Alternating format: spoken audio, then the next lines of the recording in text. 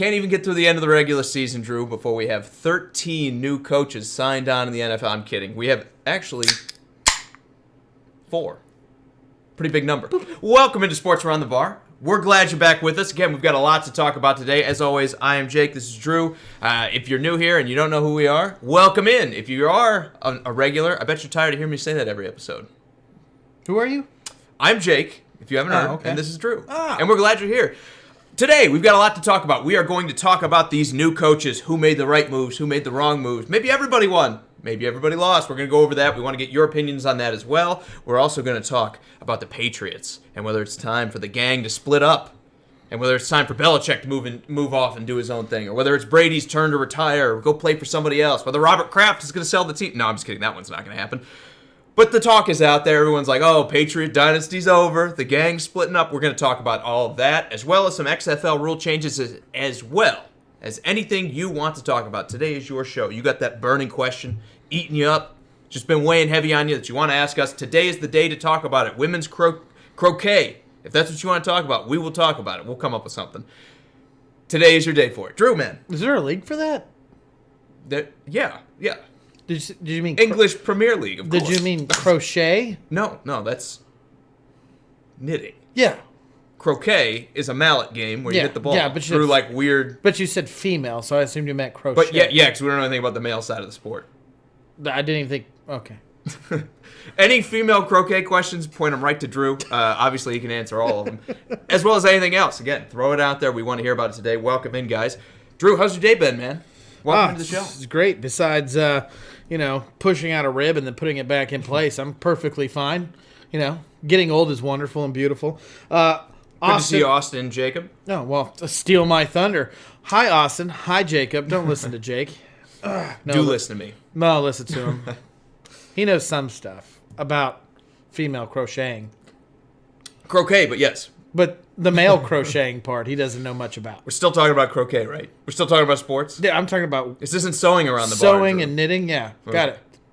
Good to know. Am I in the wrong podcast? Yeah. That's the one we do after this one. Oh, okay. So try to save that for that. Try to contain yourself.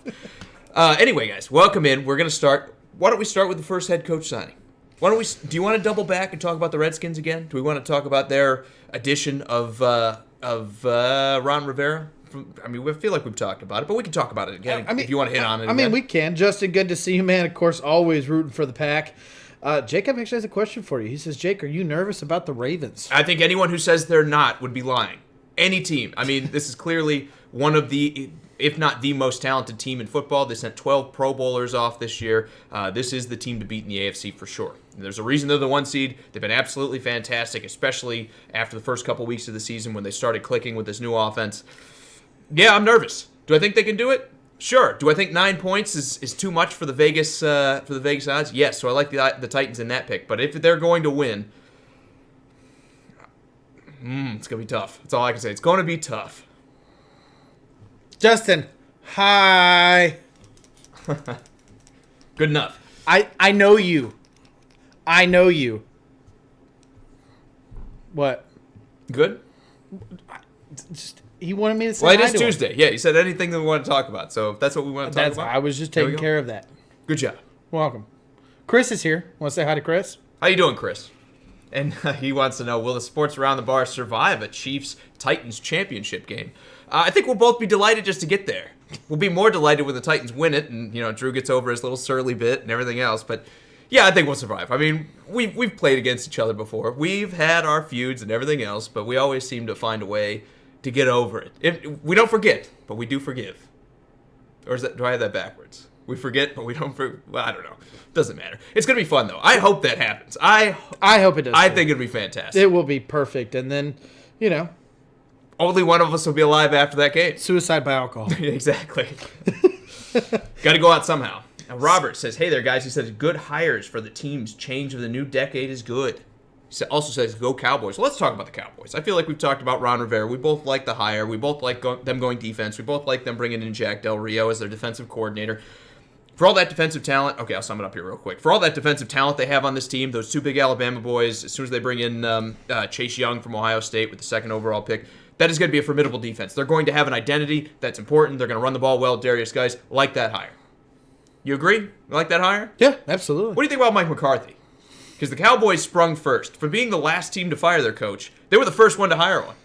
Do you think that they? Well, actually, it was actually been told that they were interviewing him before they even let Jason Garrett go. Do you think that was maybe part of Jerry Jones's plan? Was like to make sure that they were going to hire Mike McCarthy before they let Jason Garrett go? Make sure that they can get that deal done. If McCarthy's not there, do we still have Jason Garrett then? Because I think there's a very distinct chance. You don't give multiple interviews to a guy that you're going to fire.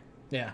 The fact that they gave Jason Garrett multiple interviews tells me that the Cowboys were 100% uncertain as to which direction they want to go. I think if they miss McCarthy, they probably do hang on to Jason Garrett. There's probably not too many other guys out there. Well, I still think it has something to do with the rest of his family being there. Like I said, he's got two other... he's got a brother there. He's got an uncle there or something. I mean, it could have been involving them and what the whole outcome was going to be if it was going to end up being a let-go scenario.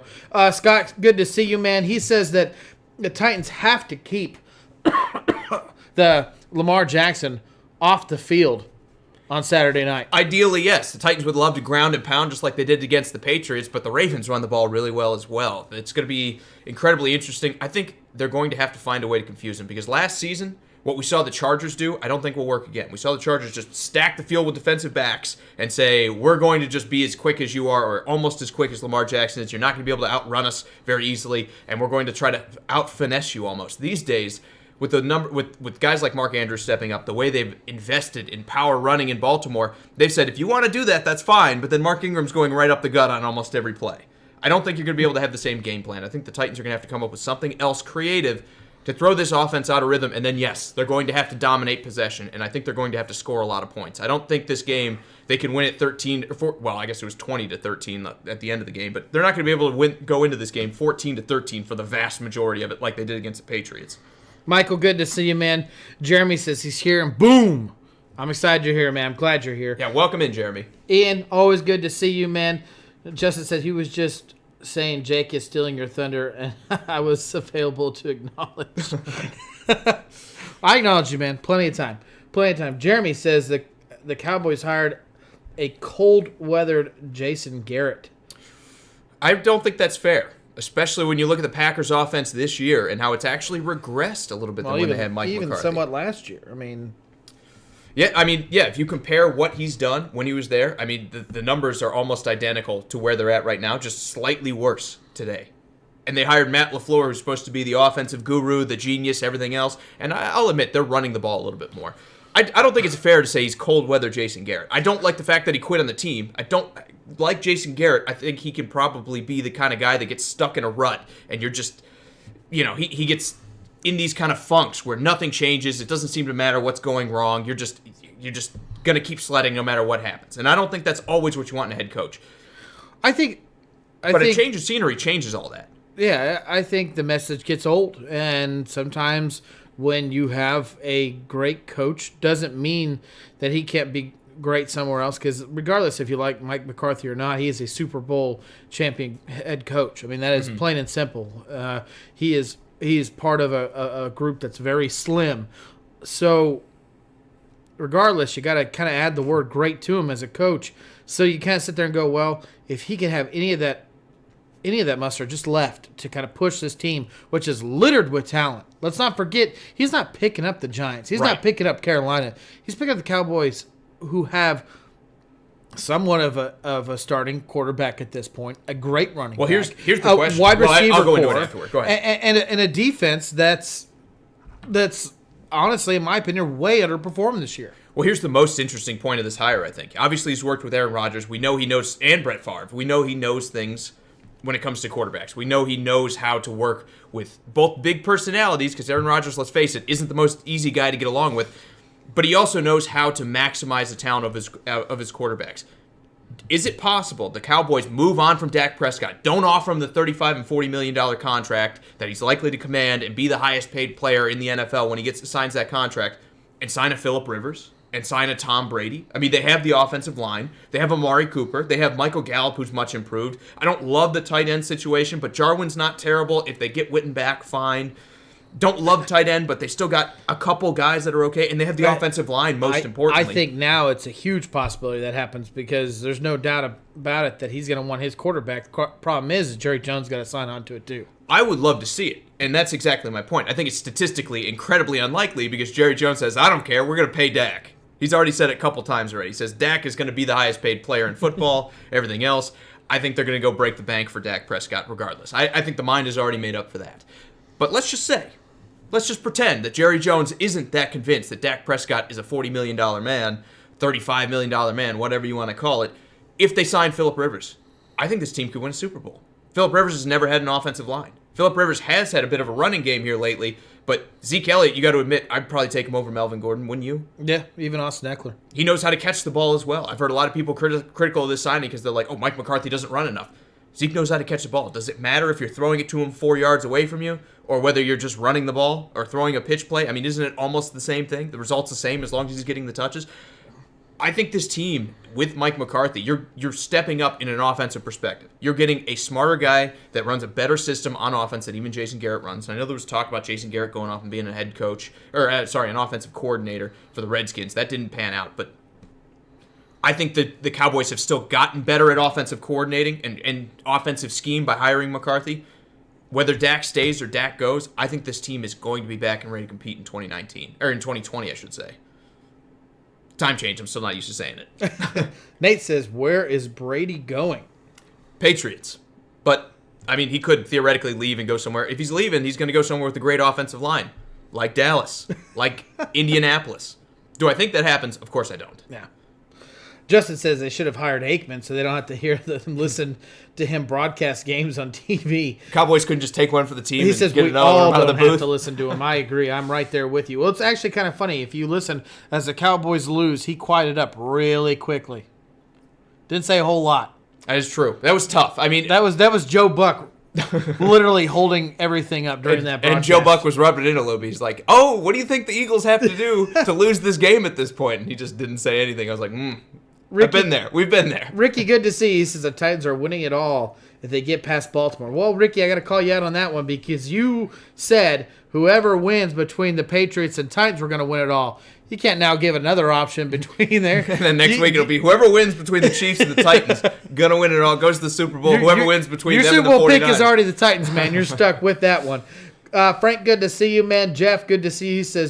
Jeff says, I never even heard of the Panthers' new head coach. Well, I'll give you a bit of a background. In 2012, he was the Giants' offensive line coach. He was a bit of a positional coach at that point. Left to go to Baylor, took that team over, and basically in the span of 2 years, took a team that won one game into a team that won 11. And even though this year, I think my biggest concern, and we'll talk about him in a little bit, is even though they won those 11 games in the Big 12 that I think is a little bit weaker of a conference, they also couldn't beat Oklahoma. And then we saw what Oklahoma looked like against LSU. And I think Ohio State probably would have done something similar to Oklahoma. We saw, I think Clemson would have done something similar to them. Maybe not to that degree, but they both probably beat them comfortably. If you can't beat Oklahoma in 2 tries, I get it. Baylor's they only had him for a couple years. They're not all his guys there. He doesn't have a draft class that he brought up as freshmen and now are seniors. But still, that should worry you, I think, a little bit. But then again, we love Harbaugh for doing it at Michigan, right? Harbaugh brought a team from 2 wins to 8 or 10 or whatever in his first season. Rule's done it in 2. I like this hire, and we'll talk about him in a little bit. But there's definitely some risk involved with signing him too. Ray, good to see you. Eric, good to see you. Let's get to another comment here. Chris says, Joe Judge, the worst hire in history? Question mark. He's asking. Well, we are going to talk about him too, and I don't want to get too far out in front of where we're at. I don't want to sell the Cowboys short and not talk a little bit more about yes McCarthy. Or no? But yes or no? No, not the worst in history. Yeah, I don't think so either. But I think Freddie Kitchens might have been the worst in history.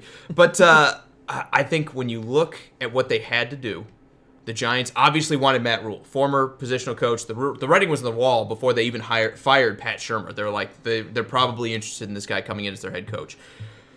Then they miss him because the Panthers supremely overpaid for him, and likely what I think happened was they got into a bidding war with him, and then the Panthers just eventually outshot him because there's the rumor out there. I think it was Ian Rappaport that said that, even after Matt Rule took this Panthers deal or was about to sign the Panthers deal, he was on the plane to go out there and sign the contract, He called the Giants, gave them the chance to match the offer, and then they said, for that money, we can't afford to do it because they gave him a 7-year, $60 million contract.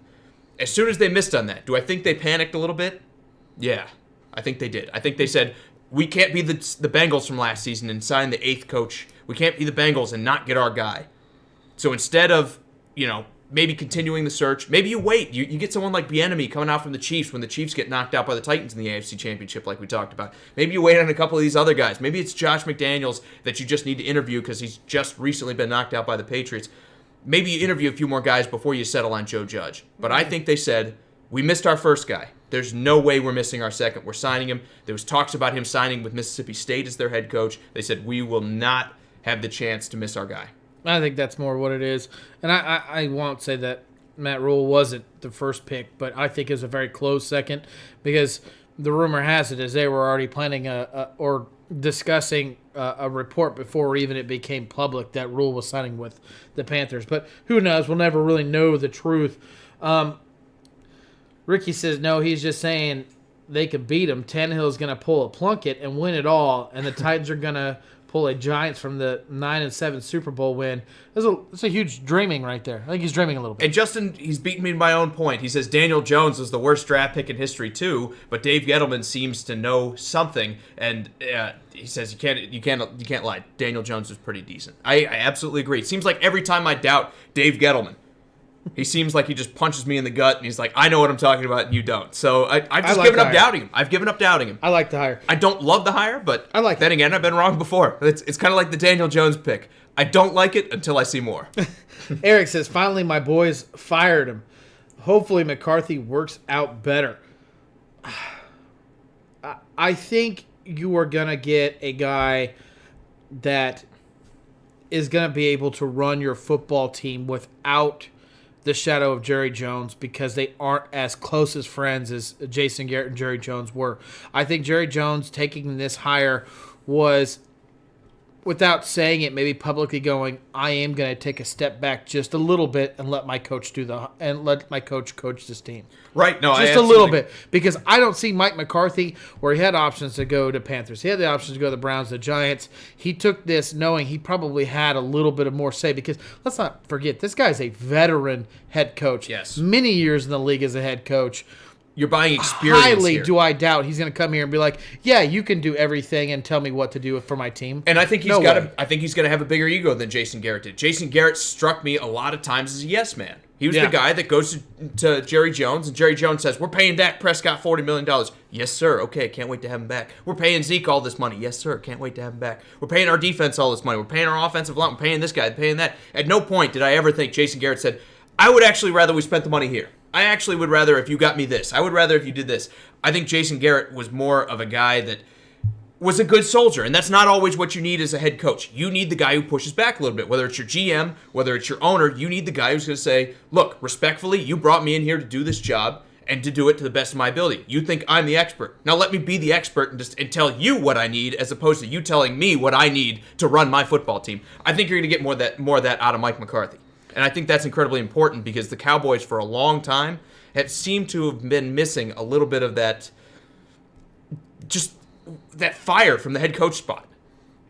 I agree. Christopher, good to see you, man. He says, just saying nobody thought the Texans would be here at this point. Well, I actually think that weren't the Texans supposed to be the favorite going into the season for the AFC South? I mean, they did win a playoff game. He faced the Bills. And the Texans have looked good at times, and then the Texans have looked really bad at times. I don't think it's fair to say. I don't think anyone was like, okay, maybe second round, right? How often do we say that they're going to bounce out in the first round? We've talked about that. I feel like that's been kind of the stigma around this team is they can't win a playoff game with Bill O'Brien.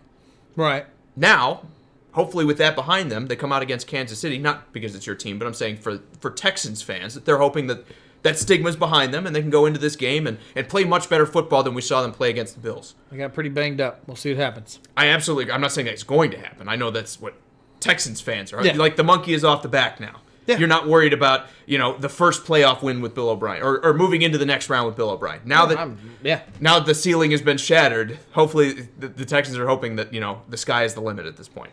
Eric says, yeah, he is totally a yes man. Garrett let Jerry Jones dedicate to him how to do his job. No doubt. That's why I think Mike McCarthy might be a change. I'm not saying win or loss record, but you might see a little bit of different in that locker room for sure. Ray says, "What's our opinion on the future of Belichick?" Well, we are going to talk about that. Why don't we just talk about everything? Here's what I think. I think more than likely, everyone is already ready to kill this team and say it's over. Dynasty's over. The Titans ended it. It's over. You lose to a team this bad. Let me finish. You lose to a team this bad. And the only one is saying that is the Titans fan. No, everybody is saying that. I've seen that all over the internet. Dynasty's over. Dynasty's over. Dynasty's over. No, Titans killed it. Titans killed it is that's Titans fans right there. Here's what's going to happen. More than likely, what's going to happen. Bill Belichick is going to say, you know what? I built this defense. I had the number one defense, even though they struggled at times in the league this year. I have great running backs in James White, Sony Michel, and even Rex Burkhead is underrated for what he can bring to a team. I have an offensive line that played the second half of the season significantly better than they did for the first half. They're still looking pretty good. They're still protecting my quarterback. I need some receivers. I could use a tight end. I could use some receivers. I could use some pass catchers. And you know what? Whether Tom Brady is here, whether he isn't, I like the shape of this team. Because there's a lot of teams out there that run the ball and play defense and win a lot of games. I don't think Bill Belichick is going anywhere. And I think, just to round out my point, and then I'll get your opinion here on this one here, Drew. I think Bill Belichick wants the entire legacy for the Patriots to be laid on his shoulders. And the only way you do that is by not leaving. You need to win Super Bowls with the Patriots without Tom Brady. So he's almost stuck waiting on Tom Brady to retire or move on from the Patriots. Because if you leave and then the team falls apart afterward, it can still be, Tom Brady got old and that's why they lost. I think Bill Belichick wants it to be the reason they won all those Super Bowls is because they had the greatest coach in NFL history, not because they had the greatest quarterback in NFL history. Even if they had both, and I don't necessarily know that I believe that he was the best, Brady's the best, but even if they had both, you want the kind of adulation to be laid at your feet instead of at Tom Brady's. Brian, good to see you. He goes, snap, my show's on. Glad you're here, man. Glad Absolutely. You're here. He says it's going to be crazy when Belichick turns a nobody into Brady. Man, Nate Stidham, right? Here we go. Or is it Jason? I always forget. It's either Nathan or it's either Nate or Jason, and I can never remember. The dude from Auburn. 4th round pick from last season. I know all that, but I always forget what his first name is. Stidham. I should have just left it at that. Yeah, I honestly don't know either. I think it's Nate, but don't quote me on that. I know Robert Kraft is fascinated with Tom Brady and what he's done for his organization and his franchise. But I think the writing's on the wall. If Tom Brady wants to come back, I think they're obviously going to let him. But Belichick's not going anywhere. If anyone is about to leave, it's going to be Josh McDaniels and Tom Brady. I don't think Belichick is going anywhere anytime soon. There's no way that Robert Kraft is going to let Belichick walk out the door without giving him as much money as he possibly wants to stay there. But I don't know that it comes down to money. He's already always the highest paid But that's coach. my point, right. though, is it's what is Belichick trying to prove? If he goes off somewhere else. Well, he wants to be the best ever. I get it, but if he goes off somewhere else, that roster that ever he's going to inherit or take over is not going to be anywhere where the roster that he has right now. I mean, the only way he could possibly do that, just for an example, if he took over the 49ers or took over Kansas City. Like, he took over already a complete team. Yeah. And that'd be the only way he could do it. There's no way you're going to go into the Browns organization, I don't care how talented they are on paper, and fix it year one. He's going to look terrible. So with his legacy on the line, he's going to stay with the Patriots. As long as Robert Kraft, which I think wants him, he will stay there. I think you're 100% right. I think it's just a matter of time. He's like, come on, Tom. Is this it? Because if you want to leave, I think it's the other direction. I'm still going to roll I think forward. He's got to talk to Robert Kraft. He's got to get and I'm sure he's in his ear. Because, we've already seen Belichick want to replace Tom Brady with Jimmy Garoppolo. And then, obviously, he lost that fight. Tom Brady said, I don't like this guy sitting behind me that says it's time for me to play. I want you to trade him. Belichick lost that fight. Jarrett Stidham. All right, thank you. Thanks, Eric. But let me go back to this point here.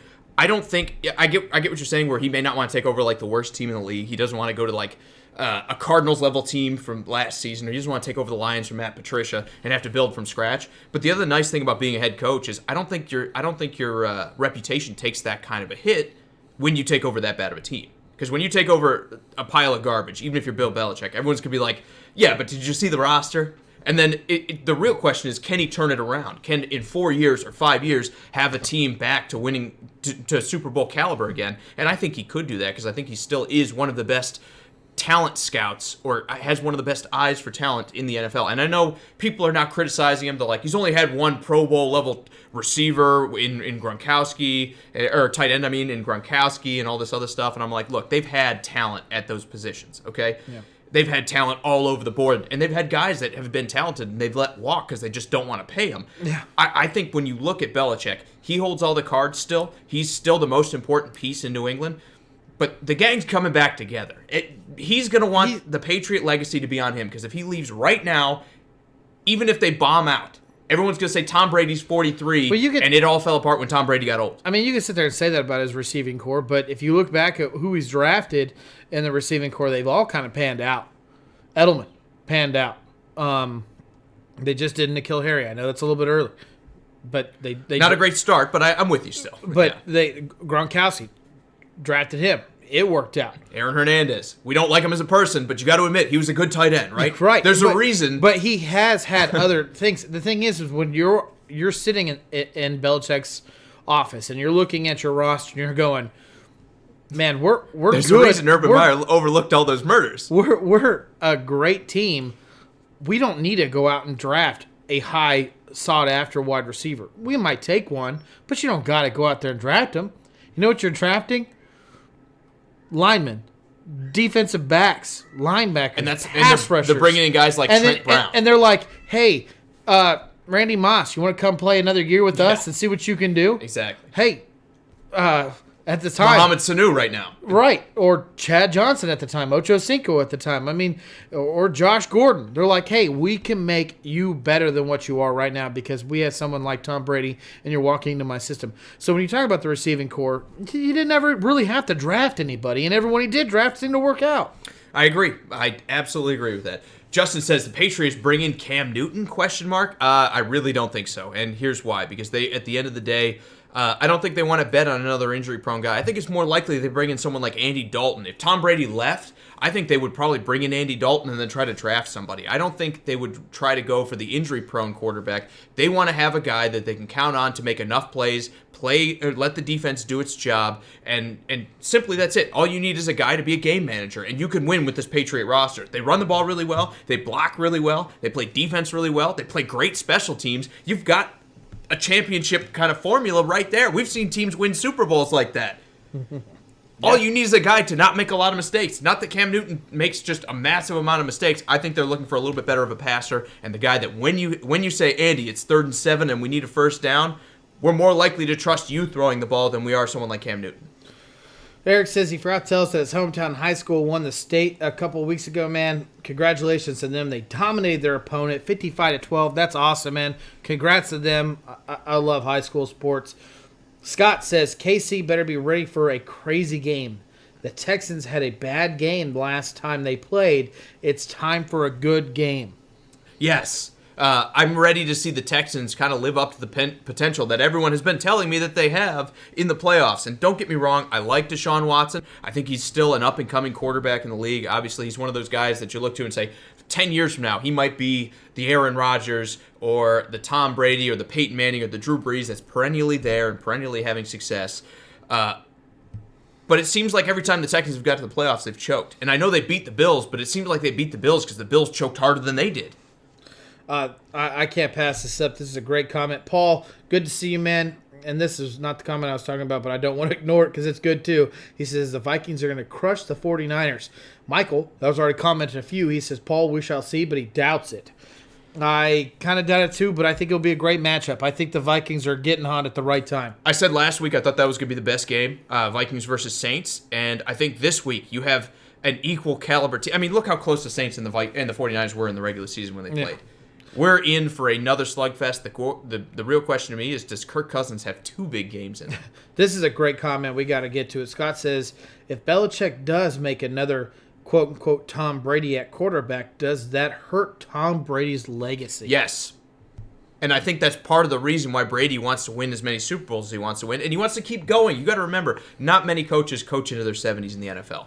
Just like Bill Belichick is likely trying to outlast Tom Brady, Tom Brady might be trying to outlast Bill Belichick and trying to, extend his run. I think that's a motivating factor. You always want it to be you. You want to be the single reason that everyone can point to. There's no debate, right? As much as I think they like each other and Belichick and Brady get along and everything else, I still think it comes down to, I want this to be about me. You say that, but there's been a lot of off-the-field issues that have been really quieted because the media doesn't open up a lot when it comes to the New England. They keep it very I think the media wants to, but the Patriots are very tight-lipped. My point is they keep it very quiet because they can't get enough information out of the organization for it. But there's been stuff leaked. They don't get along. There's been Jimmy G was a great story about it where Belichick's like, we got our quarterback of the future, and Tom's like, I'm not going to allow him to stay here. And Robert Kraft picked Tom Brady. So there's obviously discord somewhere. Robert, good to see you, says the 49ers 38, Vikings 21, and he's already calling a Super Bowl. He's saying it's the 49ers versus the Chiefs. I don't think it'll be that wide. Drew, I remember I kind of scoffed a little bit when you told me the Chiefs are more complete than the Vikings. I think the Vikings are a complete team, and when they're playing their best, and when I say complete team, I mean there's not many positions on this team that you want to point to and you're like, they need to upgrade that if they're gonna win a Super Bowl. There's not a whole lot of those positions on the Vikings. They are playing very deep. They're a team that I think can still be a team that beats anyone on any given Sunday, and I think last week was a perfect example of that. Even though it went to overtime, the Vikings seemed like they were in the driver's seat for a good chunk of that game. I don't think it's going to be 38-21. I think even though I like the 49ers, they haven't played in a week, there might be a little bit of rust on the tires, this is still going to be a close game. Brian had a comment to Scott's comment. He says he's not sure, but did the same coach direct Joe Montana and Steve Young? Yes and no. I will blank out of it, but when Joe Montana went off and moved to Kansas City, Steve Young, I know, had a year or underneath him coach the guy. Now, I don't know if it was, because you got to remember, Steve Young was drafted. It wasn't a year with Walsh? Was when Joe Montana was there, and then Joe Montana moved on and Steve Young took his place. I just don't know if Joe Walsh or the head coach at that time got a chance to coach Steve Young. Yeah, I think Steve Young had Walsh for a year, if I remember right. Let me tell you this right now, though. I think the huge reason why that isn't the case, and you guys can all tell me if I'm wrong, is the game took leaps and bounds of changes between the 80s into the 90s about talent and how things were going technology-wise, where players were doing their own plays on the field, and then radios came into the helmets, things like that. Mm-hmm. Things changed very dramatically between the 80s and 90s, where Joe Montana had his run and where Steve Young had his run, and just the change of talent and technology kind of puts a huge barrier in between why you see that not being a factor between was Joe Montana the best or was Steve Young the best, or were they just part of a great system, which I honestly think all three of those things are valid points, because you can go back to it. Steve Young was probably one of the best scramble quarterbacks of all time.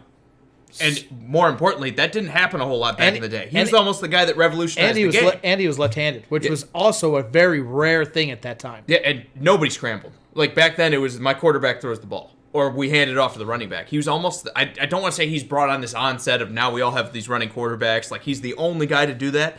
But I think he was one of the first guys that, because of his mobility, teams were like, oh, hey, you know what? My quarterback being able to move might not be such a bad thing. A couple more of these comments. I got to reload here, Drew. I've been good. Yeah, man. I've been on vapor here for a long time. Scott, thank you. He said Joe Montana had Walsh, and then Young had Surfert. I'm gonna mess that up. He believes, but I know that Walsh was part of Young's drafting, so yeah, he was still there. Robert E. Luna, because there's a different Robert. Good to see you, man.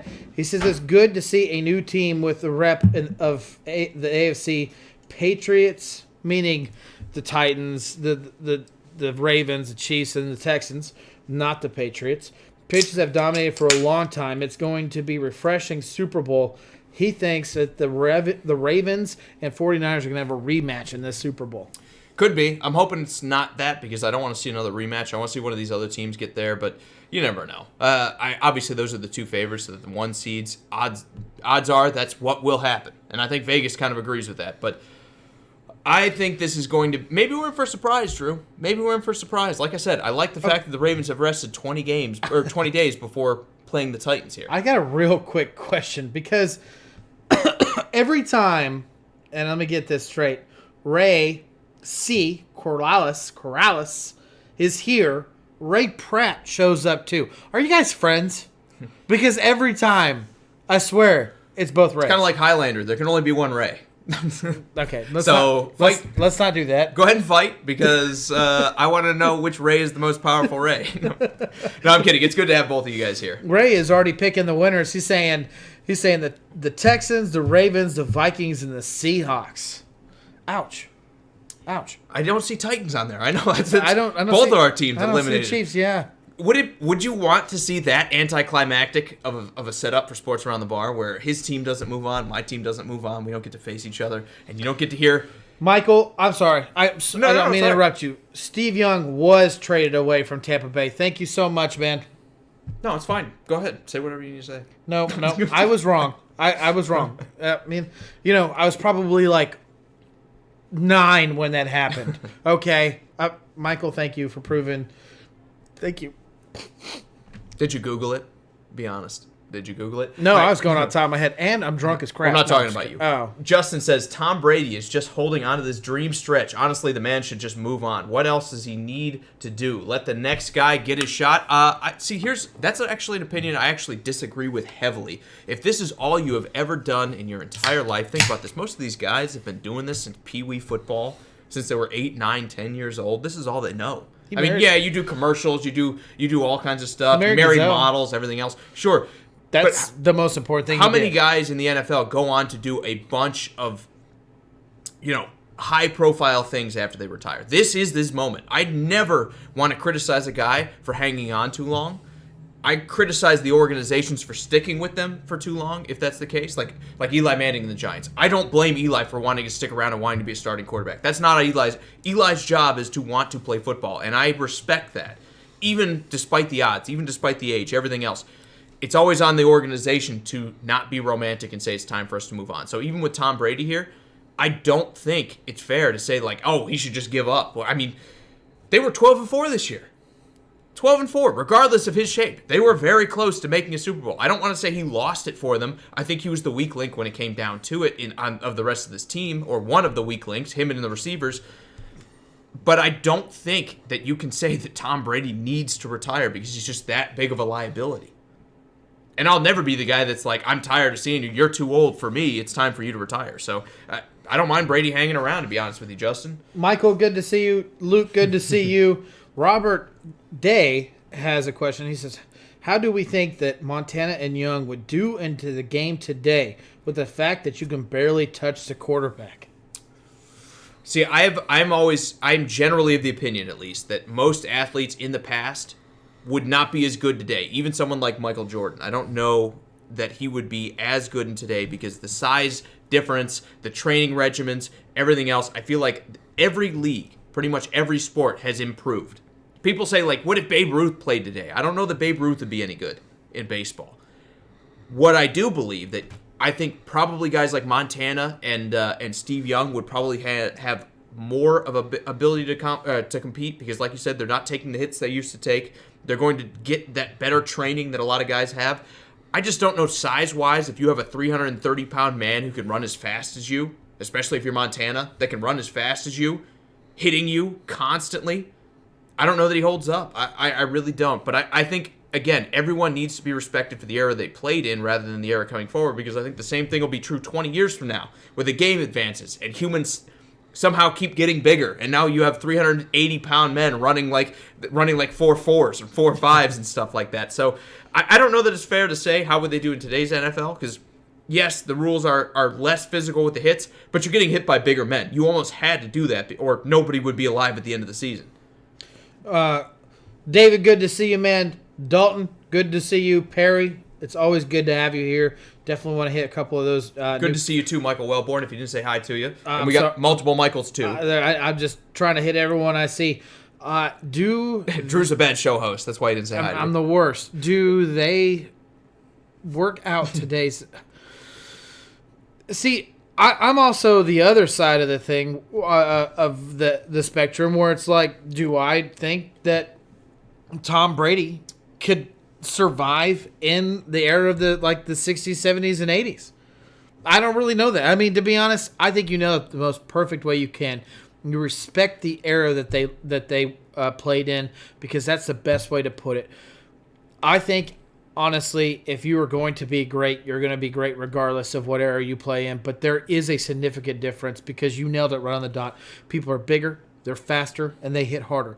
That doesn't mean that those guys back in the day, like Mean Joe Green and Jack Lambert, weren't out there laying people out. 100% they were. Well, if you can't do the head slap, it might be a little bit different, because a lot of those guys lived and died. I want to concuss the guy that's trying to block me, and then while he's stunned, I want to run around him. But that doesn't mean they didn't lay people out. Right, they did, and they're great. But let me ask you this, and let me kind of cement the point with this. Aaron Donald is a stud. Can you imagine what Aaron Donald would look like in the 50s, in the 60s, in the 70s? An athlete that size, that fast, he would, no argument, be the best player there. And that's why I say... He probably wouldn't even play the position he's playing. He'd probably play something else. Where would you put him? Probably a running back. Because at 260 pounds? Yes. Or at 280 pounds? Yeah. 290 pounds? I don't big think, old well, big maybe. boy. I don't know. They like running the ball. Big so maybe boy, so. yeah. You just put him back there and let him plow people. And he'd probably be the best running back in football back then. So, again, I think you just have to take each era with its own... You just have to say that it's its own animal. You can't... I really don't love the comparisons. I know I brought Michael Jordan up. I think Michael Jordan would be vastly more successful today than he was back then, because if you couldn't touch Michael Jordan and let him shoot, he would be unstoppable almost. I just think that most athletes, you can't look at the way that they play in their era and say, well, what if we translate it to today? Because it's the ultimate coulda, woulda, shoulda, and I don't know that we'll ever have a definitive answer. All I can say is I know guys are getting bigger, they're getting stronger, they're getting faster every year, and I just think it's tough for guys in the 80s and 70s and 60s to compete. That's all I can say. Scott said the NFL defensive players are bigger, faster nowadays, but they did have more cocaine back then, and more pure cocaine. Now imagine Aaron Donald on that cocaine, right? Unstoppable. Luke says Kansas City football has the same lineup as the Royals had to beat the Texans in Baltimore in its finals. It's been 30 years. I think they paid enough. Kansas City Super Bowl champs. I like the way you think, Luke. I like the way you think. Except they spend about the same money as everybody else. The Royals don't spend the same money as the Yankees. It's all about the lineup, bro. Else. It's all about what we got to go through. That's it. They got a clear road. Okay. All right. Well, Super Bowl champs. Doesn't everybody every season? The most complete. They have a clear road. The most I just got to win my division. Team in the NFL. Well, that's also factually inaccurate, but that's fine. That's fine. We'll continue. we don't have forever. And Michael says he saw it on a sports show years ago. I think we're going back to our chat about like where guys would be in today's NFL. Again, it's the best question that you can have if you want to have a 4.5 hour conversation, because you'll say Michael Jordan, if he wasn't touched, what would he be like? Or LeBron James, if he played in the 80s and he had to play with physical players, would he be as good as he is? It's one of those things that, man, it's impossible to know. How good would Wilt be today? I don't know. And I know I'm using basketball here, but football's the same. That hook shot is like literally impossible. That's true, but block. You're not like 8 foot taller than everybody else in the court, so that's tough. That's definitely tough. Perry says he had the 49ers and Patriots. Now he has the 49ers and Ravens. All I can say is, Perry, I told you so, man. I told you the Titans were getting through that game, didn't I? Brian says it could be in the water or the Kentucky Fried Chicken. The bigger, the faster, the stronger. Mutagens. Yes. Mutagens. There you go. That's the word I was looking for. I almost had it. You're close. Yeah. You want to finish reading? That was it. Oh, okay. All right. Well, I think diet is a huge part of it, and I think people are starting to kind of condition even young children. Like, hey, my son might be a football player. We're going to get him on a diet. We're going to get him in this program earlier. Like, you're seeing high schoolers that are coming out, and they're just massive. Look at Derrick Henry in high school. Derrick Henry in high school was probably as good as anyone who played football in the 60s. And that's just, I mean, that fast, that size. Can you imagine, like, the guys that, like, worked as an accountant or worked as, like... They were grown men. He was not a grown They're grown men, too, but that's like 2.5 grown men right there. I mean, he was a big guy. Don't get me wrong, but, like, he just had his growth spurt a little bit before everybody else. I think it's nutrition. I think it's training. I think it's everything. I do. And I think on top of it, I think it's the hormones. We're getting bigger. The hormones adding the chicken and the beef. That's what I think it is. It could be. That's why don't buy that organic stuff. You want those hormones in your meat. Yeah. That's why all your hipster babies are small and tiny and fragile and getting the measles. Exactly. So either you're going to look like Quasimodo or you're going to look like Derrick Henry. There's no in between. But go ahead and take the gamble. Or powder. You could roll like powder. Okay. You just don't get the powders. Or the powers, yeah. All right. And Scott says NFL defenses are bigger and faster nowadays, but they didn't have more cocaine. I read that already. The cocaine thing is what reminded me of it. I read that one, man. I think we're ready to roll. Let's get into some of these signings. We've gone through comments. They're kind of at a standstill. Let's get to these signings. Let's do our final words because we hit them all. Let's do our final thoughts. Let's start with the Cowboys. I'm going to go rapid fire. Good job bringing in Mike McCarthy because they brought in an experienced guy who's been there and done that. He's won a Super Bowl, probably a better offensive play caller and offensive mind than Jason Garrett. It's an upgrade. It may not be a massive leap forward. It may not be the risky play bringing in a Lincoln Riley that you're like, we're changing the game. But it's both safe and an improvement, and I think that's what you need when your roster is ready to win a Super Bowl, kind of like the Cowboys are. And I know everyone's going to be like, Cowboys aren't ready to win a Super Bowl. They're getting there. They're getting there when you look at how good this offense is and how much talent they have on the defense. I think it's a great signing as well.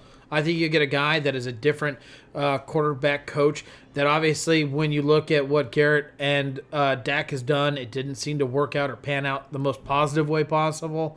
Maybe bringing in someone like him, allowing him to teach some of these young guys. He knows how to do it. He knows how to win. This is a great signing for the Cowboys. I don't think it's leaps and bounds. I agree with you on that with Jake, but it is a better signing. Sometimes incremental improvements can be enough to be the difference because 2 years ago, this team looked like it was ready to compete and be one of the best ones in football. If you can say this year was a setback, but if you can get back to those levels with Mike McCarthy, theoretically they could be there. Let's talk about Matt Rule. Let's talk about how I think the Panthers panicked and how I think their ownership is in this, we have to be good and we have to do it this very instant or the world is going to explode. I don't love signing a guy that has never been even a coordinator at the NFL level and giving him a John Gruden contract because that's what they did. They gave him 7 years, $60 to $70 million, depending on where he finishes with his incentives. They essentially guaranteed him $10 million a year for 7 years instead of 10. Remember how we lambasted the Raiders for giving that to John Gruden? I like that a lot more than I like giving it to a guy who's unproven because there's a lot of college coaches that come in and don't ever live up to the snuff. In fact, there's only 2 of them in the NFL that have winning records and are currently coaching right now. It's Bill O'Brien, who was Penn State's head coach, and Pete Carroll, who obviously was USC forever. I just don't love the idea of giving this much money to an unproven guy for this long. If this was a 3-year, 10-a-year contract, or even 15-a-year contract, I'd say that's fine because 3 years can come and go. Right now, they have promised him too long for too much money that if it's wrong, you're setting this franchise back immensely because it's too expensive to even fire him. That being said, I like Matt Rule as a coach. It's a risky play. The reward is way up through the ceiling. The floor is... They could have hired Freddie Kitchens and just gave him a 7-year contract. That's the scary thing about Matt Rule and this move. I think they got into a bidding. Even though I like him, I don't think he's Freddie Kitchens. I think they got into a bidding contest with the Giants. I think that they were also sitting there going, and I think that just kind of worked out with his agent and making it work out perfect where he got a lot of money. I don't think that the Panthers are worried about spending this money. When you ask me, when it comes to a billionaire and when it comes to $70 million, I think that's peanuts to a billionaire. That's just my opinion. But this guy was sought after. I think they realized that if they didn't sign him, that somebody else was, and they were willing to go out and get that big contract. My only thing that really kind of surprises me here is I thought you wanted someone with experience. I thought you wanted someone that's done this before. This is a guy you're bringing in as a head coach that has not coached, like you said, even a coordinator position in the NFL. That's kind of odd. Ownership sat there and said, we want someone with experience. Mediocre is not okay. I don't see Matt Rule coming out year one and making this team a playoff contender. I think when you bring in Matt Rule, you're expecting 3 to 4 years. That's why I'm kind of okay with this contract in a sense of, if you're going to do it, you need to make sure that it's a 3-year minimum. 3-year minimum. I get it 7 years. I get you're willing to pay it, but you're at least admitting 3 years of growth. Go big or go home. I see. I think you're patched in for like 6. I said 3 years of growth. No, I know, but you're like stuck for 6. You could be like, this is the worst coach to ever be hired in the NFL, and you have to give him 6 years because you can't afford to pay him $10 million after you fired him, and then go pay the next guy $7, $8, $9, $10 million because you just gave Matt Rule that kind of contract. I think that's really going to punish this team. We talked at length about it as to how much this matters to a billionaire, but I will say this: I think the Panthers, they said they're tired of mediocrity. They're absolutely right. They're either going to be great or they're going to be absolutely terrible, and there's probably not going to be much in between in the next couple of years. I'm with you. I don't think it's a quick turnaround, but I don't think they necessarily need to be a massively quick turnaround. I think they got tired of playing it safe with Ron Rivera, because Ron Rivera was like the 8-8, 9-7, 10-6 coach, where at times they look great, and then something goes wrong with the season. We've seen that happen 2 years in a row, where they look great, and then something goes wrong, and all of a sudden we're one of the worst teams in football. They got tired of that, and they got tired of finishing somewhere in the middle. I don't think it'll be in the middle anymore. If you go sit there and you look at Ron Rivera's years, it's always been injuries. The one year that they didn't have a buttload of injuries was the year they went to Super Bowl. Well, they also had Cam Newton play like an MVP. He didn't get injured. He didn't get injured, right, but he also played like an MVP, and we've seen him not be injured and not play like that as well. I think that was like the year after he had that truck accident where like he got hit and like flipped his truck, and he didn't get hurt. It was in the offseason. It was right a moped. No, it was a truck. Yeah, I remember that. It was What about the moped truck without like a helmet or something like that? I don't know if I remember that, but I do remember that he like rolled his truck, and they were like, "Is Cam Newton gonna be fine? Or gonna be okay?" And we talked about that all off season, and then he was fine. So, that was the same year I think he won the MVP. It might have been the year before, but I think it was the year he won the MVP. All I can say is, the Panthers are not going to be average. They're either going to be great or they're going to be terrible, and there won't be an in between. All right, let's move on. Giants. Finally, Joe Judge, weird signing. Maybe not the guy I would have gone with, but every time I've doubted Dave Gettleman, he's been right, and I've been wrong. And I can't say that about many other franchises. There have been a lot of times I'm like Cleveland, hiring Freddie Kitchens, not the right move, and lo and behold, I know what I'm talking about. I don't have that when it comes to the Giants and Dave Gettleman's tenure there. Seems like every time I doubt him, I said I didn't love the Golden Tate paying him that kind of money. They needed Golden Tate for this development for his receiver. I said I didn't like Daniel Jones being drafted 6th overall. Turns out Daniel Jones looks like he might be the best quarterback out of this draft class. Every time I've doubted him, Dave Gettleman's come through. So I'll give him a little bit of the benefit of the doubt here. Even though I think Joe Judge is wildly inexperienced, and maybe I want more of an offensive guy instead of a special teams coordinator for 5 years with the Patriots and a wide receivers coach for this year. It's worked. Everything up till now has worked. Maybe he's just the attitude, and he gave that good of an interview that Dave Gettleman's like, I can lean on this 38-year-old to be my head coach. And Michael's right. It was a truck. So yeah, I didn't think the wreck was a truck. I thought there was something to do with the scooter. He rolled his truck because he got hit, and it wasn't his fault. He was pulling out and got hit, rolled the truck, and right after that he had an MVP season. I was like, Scott, is it like Angels in the Outfield where it popped his shoulder and now he can just magically hit everybody? Scott said, didn't he walk away from that wreck? He did. I think he did. He did. But he also had an incident with the scooter. It might not even have been a wreck. I think it was like he was driving around without a helmet, and it was like right after that, and they're like, I remember Roethlisberger having one of those moments, but I think it was a motorcycle, and they wondered if it was a woman in a bathroom. Well, I remember that too, twice, but I remember that too. But I think it was a motorcycle. It was Cam Newton. He was riding a scooter. It was like the off season after his MVP, and he was riding around with it. And the comments were like, how can you allow him to be riding around without like safety equipment on? Something could happen. Luke says, Tom Brady at Florida. Can we weigh in on that? That's what he's heard. Is that which Florida team? I mean, I'm going to avoid all the jokes that old people go to Florida. okay? And I'm just going to take you at your word here. If you're talking Miami or if you're talking, I think that absolutely won't happen. I think Tampa Bay is more likely, but very unlikely. If you're going to go to one, you're going to go to Tampa Bay because they have the receivers, and you're like, okay, he's not going to stay in division. Give me 5 offensive linemen. He's not going to stay in division. More importantly, he's not going to go to that bad of a team. Yeah, right? but he's not going to stay in division. And Tampa, regardless of how you look at it, that is not where he's going to go either. Exactly. What did I say? Very unlikely, but if you're going to pick one. Like if you have 3 teams, is it Jacksonville, is it Miami, or is it Tampa Bay, and you're Tom Brady, you're going to Tampa Bay because at least they got receivers there. He's going to need every other one of those teams are not ready to win. I mean, even Tampa Bay, not ready to win, in my opinion. But if you're going to one, you're going to Tampa Bay. I just don't see it in Florida. Whether it's Miami, whether it's... These are the teams that I think if he was going to leave that he could end up being. And this is just my opinion. It has nothing to do with rumors. It's Colts, Titans, Dallas. Titans can't protect him. Colts would be a good spot. Hold Dallas on. would be a good spot. This is my opinion. No, I know. And keep going. I'm going to keep going through your picks. And Denver. That's it. Those are the 4 I see that are willing to probably go out there and get them. And I think Denver's not good enough. I like 2 of them. I like Dallas. I like Indianapolis because they'll protect him. They'll run the ball. I think Indy needs a receiver or 2, but you can bring that in. I like the fact that Titans, they don't have state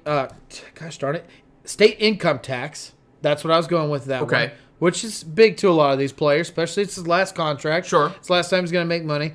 And Denver with John Elway, knowing what veteran quarterback's done and what their history is, I can see that as well. I just don't think the offense is good enough. I think Tom Brady is the ultimate mercenary if he leaves the Patriots. He says, I want to win a Super Bowl ring, and if you're not ready to do that, I'm not considering you. And I don't think Denver's there yet. I don't think... Denver wasn't there yet before Peyton Manning got there. But there. they were. The defense was that good. And they had guys like Emmanuel Sanders and Demaryius Thomas. You got to remember that defense is Denver is littered with injuries right now. Sure. Yeah, exactly. That's another reason he's not going to go there. When Peyton Manning went there, they were ready to win a Super Bowl because they had a good defense and they had receivers. So Peyton Manning said, I could do this. You have the defense I haven't had in Indianapolis forever. I sure don't remember them ready to win a Super Bowl. They were ready to win a Super Bowl because he looked at it and said, if I come there and I am one of the best quarterbacks in football. He was the reason that they went to the Super Bowl. Yeah, but exactly. You go and go from a bum quarterback to Peyton Manning, you can win a Super Bowl. My point here is Tom Brady at 43 is not going to Denver right now with Cortland Sutton and just throwing all over the lot and winning a Super Bowl. I think Peyton Manning thought he was going to Denver and he's like, I'll throw to Emmanuel Sanders, I'll throw to Demaryius Thomas, and we're going to win a Super Bowl. That wound up not happening because he had some injuries.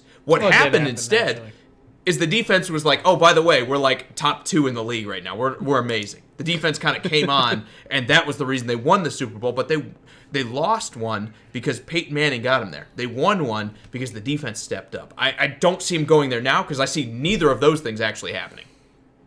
Right? Denver, like we said, not ready to win a Super Bowl. I don't know, man. Cortland Sutton going to be the next Emmanuel Sanders. He looked okay. He looked pretty good. And Luke says everyone goes to Denver to retire. I don't think Tom Brady's in the market to go somewhere to retire. I think he's not like trying to grasp the last straw of his career. He's saying, I want another Super Bowl. And it's not going to be Denver to me. It's not going to be, you said Tennessee, they can't protect him well enough. Even though you look at Tannehill and look what he's done there, Tom Brady's not going to want to run and dodge guys like Tannehill's had to dodge because the offensive line can't pass block. Tom Brady's going to want to go to Indianapolis or he's going to want to go to Dallas where he can just stand there, find his guy, throw it to him, and then he'll catch it and run it into the end zone. Never know. No, you don't. But, again, I just don't love those other 2 spots. It's okay. You don't have to like him. That's where I don't think Tom Brady loves those other 2 spots. I think if I'm Tom Brady, I'm calling Indianapolis right now like, hey, you know what? You're not Tom Brady. Sorry, I would have my agent call. You're right, because that would be the wrong move. I would have my agent call Indianapolis so it's not tampering. And I'd be like, hey, let's talk about one of these other guys that represent, but realistically, how interested in Tom Brady are you right now? Jamar, good to see you, man. He's saying Colts or the Titans. Look, I appreciate it because everyone's like, all these Patriots go to the Titans, but if I'm Tom Brady or if I'm someone advising him, I'm going to say, look, they can't pass block to save their lives. You're not very mobile, Tom. Newsflash. You run like a 4.6 40 these days. You run a 6.4 40 these days. 4.6 would be great. I think he's doing all right. Didn't he run better than his pro day or whatever, his combine? He might have. I don't know. But my point now is you're not avoiding the pressure in Tennessee well enough to win. The Titans have like the 2nd or 3rd most quarterback sacks allowed in the NFL this year. Yeah. You're not going there as a 43-year-old man. More than half of them are Mariota running into him. Yes, but Tannehill was sacked a lot too. It's not just Mariota's fault. Some of it is. Not all of it's Yeah, it was a Mariota's fault. joke. You're right, though. Like, almost half I of the know. sacks came in the first 6 games because Mariota was like, pressure, let me go hug a defender. I just don't see Tennessee unless the Tennessee Titans are like, hey, we have $35 million to spend on our offensive line. Tell us who you want. And maybe they do, but I don't think so. I mean, Jack Conklin's likely to move on. Dennis Kelly's likely to move on. They're probably going to need a tackle. Nate Davis, the right guard, doesn't look good. Ben Jones and Roger Saffold are 30-plus. The only guy who's going to be there is Taylor Lewan, and even though I like him, he hasn't had as good of a year as he's had in the past. So Titans, to me, not realistic. Let's hold off on the XFL rules changes or statements. Sound good? Yeah, we can. The XFL is going to be weird. How about that? It's going to be weird. And we said forever, just put football on the field. Just keep it the same, and I think both Drew and I will be happy. I think most fans will be happy. We'll have enough time to talk about it during the offseason to really get into it. And I need to read up on it. I know it just recently came out. Guys, read it, learn it. They're going to try to get kickoffs and punts where they're going to be able to return it. It's going to be dumb. That's all I can say. Come debate us with it because we'd love to have your opinion as well. Yeah. It's very interesting. Very interesting. I think we're in for XFL 2.0 where they're going to play a year and then everyone's going to be like, that was weird. I don't know what I just watched. Copy the rules. Copy paste. Yeah, no joke. And I'll watch it. It's a great show. Great show. Great show. Had a lot of fun. We have a good show coming up on Friday. Especially both our teams in the playoffs. Can't wait to hear us complain about them. Can't wait for Drew to tell me how the Chiefs are more complete than the Ravens. Yeah. It's going to be fun. It's going to be a lot of fun. It's going to be a lot of fun. I think Friday's show is the one you don't want to miss. We're going to go through all of the playoff games. We're going to talk about who's going to win, who's going to lose. We're going to give you our picks as well as pretty much any kind of insight we have to these games and what we think it's going to take for them to win. We want to get your opinion too. Absolutely. And we hope you can join us then. Guys, I appreciate all the likes. We appreciate all the likes, comments, and shares. I don't appreciate it at all. Drew appreciates it. We can tell. Guys, real quickly, Austin, Jacob, Justin, Chris, Scott, Michael, Robert, Jeremy, Ian, Nate, Ricky, Jeff, Frank, Ray, Eric, Christopher, Brian, Paul, Robert, Ray, Michael, Luke, Dalton, David, Perry, Jamar, and Will. You guys are all awesome. I'm so glad you could join us. These shows just become so much better when you're here, and it's such it lightens my day to have an evening with you guys and talk about sports. Did you mention Will? Because Will just commented. I did say you got Will. it. Way to be on top of it. All right. Yeah, I had a great show. Any final thoughts before we get out of here? I'll give mine first, and then it'll be your turn. Luke says that they'll have 2 forward passes available in the XFL. Yes, as long as it's behind the line of scrimmage, and I'm going to say that's basically already allowed in the NFL. You just have to throw it backwards a little bit. The only thing they're taking away is the risk of a fumble. It's going to be a gadget play. The fact that they're allowing it, I just don't think you'll see it a ton, but maybe, I don't know, maybe it does define the league and they throw it 3 times or twice in a play, and you're like, okay, that's not football. Any final thoughts besides the fact that you have to pee and you circled that on your paper? God, I had to pee so bad, dude. You have the bladder the size of a golf ball. You just can't make it through. I'm old and I've been drinking beer. All right, fair enough. We'll be back on Friday, same time, 7:45 Eastern, 6:45 Central. Hopefully, Drew will have peed before then. We hope you can join us. It's going to be a lot of fun. On our shop tap, you can hit that, man. It goes your. It takes you right there. You can grab that link, and it will put you right where you need to look at. We do have merch out there, man. It is available for you. Yep. Click our name, Sports Around the Bar. Click Shop. It's right there. Anything you want to see. If you have any questions about something you want, let us know. Thank you, Brian Roper. See. Brian, I know you're a Cowboys fan. We talked extensively about Mike McCarthy at the beginning of the show. If you want to rewatch what we thought about it, it's the first part of the episode. We'll get out of here because Drew's eyeballs are floating. We hope to catch you Friday, 7:45 Eastern, 6:45 Central. See ya. See ya.